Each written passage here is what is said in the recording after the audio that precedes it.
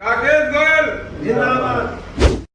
आम आदमी पार्टी ढकोसलेबाजी वाली पार्टी है, झूठी पार्टी है, यहाँ पे कुछ नहीं होने वाला। तो उन सदस्यों ने भारतीय जनता पार्टी ज्वाइन करी, इस वजह से आज एमसीडी में भी भारतीय जनता पार्टी है, हमारी लोकसभा देश में भी भारतीय जनता पार्टी है और दिल्ली में भी है। मैं पहले ही बोल दिया सौरभ भारद्वाज जी ने, आतिशी जी ने, भाई हम दिल्ली में इस बार मेयर के चुनाव नहीं लड़ रहे, उन्हें पता था वो हार रहे हैं। गोवाना विधानसभा के मंडल अध्यक्ष से मेरी बात कर रही थी। उन्होंने लगातार जो विपक्ष से है आम आदमी पार्टी के कामकाज को लेकर काफ़ी बातें करी और लगातार अपनी भारतीय जनता पार्टी की अपने जो काबिल तारीफ है वो काम किया उन्होंने वो कर भी रही है।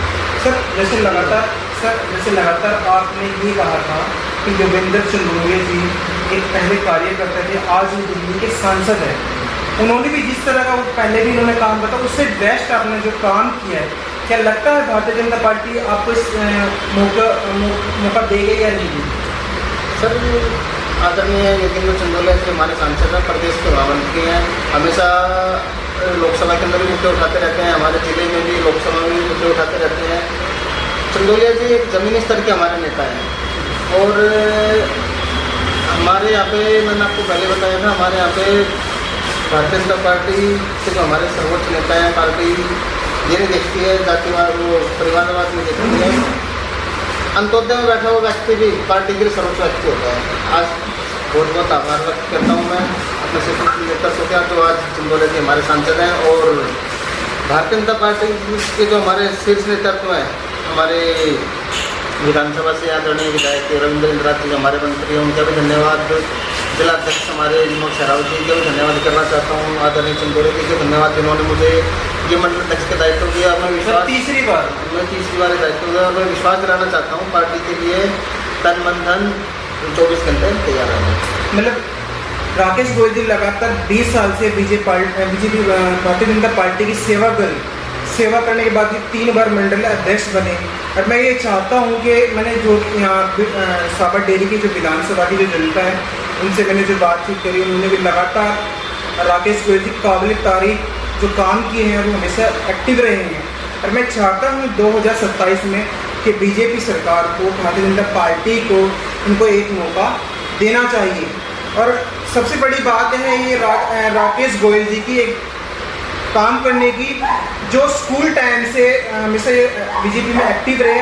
और मैं ये, जैसे उन्होंने एक बात और कही थी, जो हमारे दिल्ली की मुख्यमंत्री है रेखा गुप्ता जी की इन्होंने बारे में जो बताया। सर, आपने एक रेखा गुप्ता जी के बारे में बात बताई थी कि स्कूल टाइम से, स्कूल कॉलेज के टाइम से वो बीजेपी से जुड़ी हुई है, कि बताइए। छात्र राजनीति से जुड़ी हुई थी हमारी बहन जी और बिल्कुल जमीनी स्तर के नेता है। मैंने आपको एक फोटो दिखाई थी सन 2020 में, बहन जी हमारे इसी मंडल घाटा बैठे हो, इसी मंडल कार्यकारिणी में मेरे मंडल के प्रशिक्षण शिविर चल रहा था जिसमें वो आई थी। तो जमीनी स्तर से नेता हमारे, मैंने फिर आपको ये बात बता रहा हूँ, फिर बार मैं बात बता रहा हूँ, भारतीय जनता पार्टी में अंत्योदय व्यक्ति की भी चिंता की जाती है और पार्टी का निर्णय सर्वोच्च निर्णय होता है। सर, जैसे मान लें अगर 2027 में अगर इलेक्शन लड़ रहे हैं बीजेपी से यहाँ से पहुँच जाते हैं तो आपकी क्या क्या प्रक्रिया में?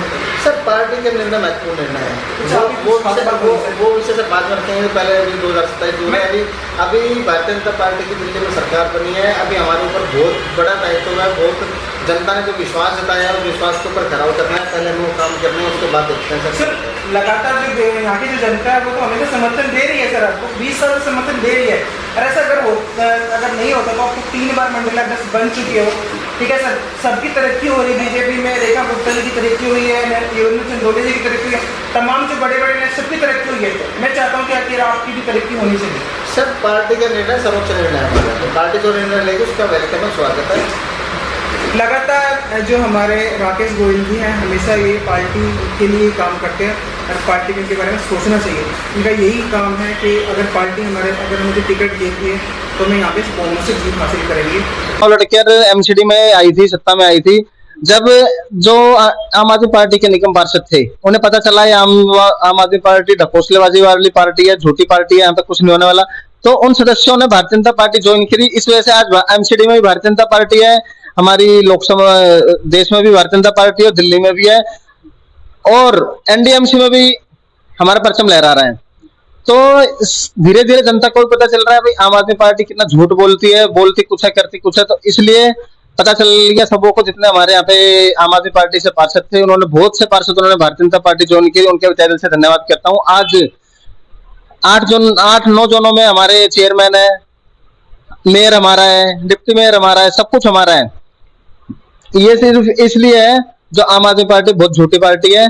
वहां पे जो उनके पार्षद थे चाहते तो वो उनके साथ ही रहते, लेकिन वहां पे ना रह के आज वो भारतीय जनता पार्टी में शामिल हुए, उनका बहुत बहुत धन्यवाद। सर जैसे मान लो आप आम आदमी की पार्टी की बात कर रहे हो कि उन्होंने मेरे इलेक्शन में लड़ा। हाँ तो उन्हें पता था ना वो जीत नहीं रहे, कहीं पे भी नहीं है वो, किस लिए चुनाव लड़ते हुए हम, उन्हें पता भारतीय जनता पार्टी अपना मेयर बना रही है, तो भारतीय जनता पार्टी ने अपना मेयर बनाया। उन्हें पहले ही डर था, इसलिए उन्होंने पहले ही बोल दिया, सौरभ भारद्वाज जी ने, आतिशी जी ने, भाई हम दिल्ली में इस बार मेयर के चुनाव नहीं लड़ रहे। उन्हें पता था वो हार रहे हैं, यही वजह थी। इलेक्शन के दौरान भी सौरभ भारद्वाज जी ने भी और आतिशी मैडम ने भी जी सीएम रही है वो दिल्ली के अंदर भी, उन्होंने लगातार कुछ वादे किए थे दिल्ली की जनता के लिए। क्या वो सारे वादे झूठे थे? देखो पिछले 11 सालों से उन्होंने जो वादा किए वो सारे झूठे थे। दिल्ली की जनता को पता चल गया है झूठी सरकार है, झूठे वादे करती है, इसलिए इस बार दिल्ली की जनता ने भारतीय जनता पार्टी को पूरा बहुमत दिया और भारतीय जनता पार्टी की मुख्यमंत्री दिल्ली में बनी हमारी। जैसे रेखा गुप्ता की बात करें, पहले भी वो बीजेपी से भी जुड़ी हुई है काफी और आरएसएस से भी जुड़ी हुई है।